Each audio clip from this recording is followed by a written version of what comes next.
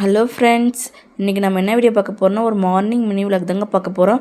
Morning பார்த்திங்கன்னா கொஞ்சம் லேசியாக தாங்க இருந்துச்சு. எந்திரிச்ச உடனே பார்த்திங்கன்னா வெங்காயம் பூண்டெல்லாம் உரிச்சிட்டு தக்காளி வெங்காயம்லாம் வதக்கி அரைச்சி ஒரு தக்காளி குருமா தாங்க வைக்க போகிறோம். எம்டி குருமான்னு சொல்லலாம். இந்த குழம்பு பார்த்திங்கன்னா நமக்கு சாப்பாட்டுக்கு நல்லாயிருக்கும், இட்லி தோசைக்கு நல்லாயிருக்கும்.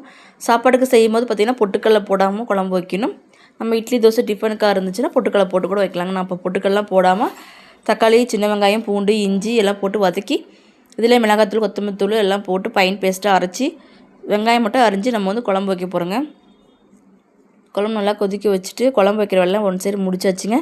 இன்றைக்கி வேறு செவ்வாய்க்கிழமைங்களாம் வீடெலாம் துடைச்சிட்டு கொஞ்சம் வேலை இருக்குது. ஆயுத பூஜை வேறு வந்தால் கொஞ்சம் க்ளீனிங் வேலைலாம் கொஞ்சம் அதிகமாகவே இருக்குது.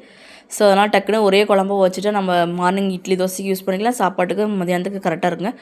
குழம்பு வச்சுட்டு சாப்பாடு ஒன் சைடு ரெடி பண்ணியாச்சுங்க. இதுக்கு மேலே பார்த்திங்கன்னா வீட்டெலாம் க்ளீன் பண்ண வேலை தாங்க அதிகமாக இருக்குது. மீண்டும் நான் உங்களுக்கு அடுத்தடுத்த வீடியோவில் உங்களுக்கு வீடியோ கொடுக்கலாம்னு நினைக்கிறேங்க. மறக்காம நம்மளோட சேனலை சப்ஸ்கிரைப் பண்ணுங்கள், சப்போர்ட் பண்ணுங்கள். பாய்.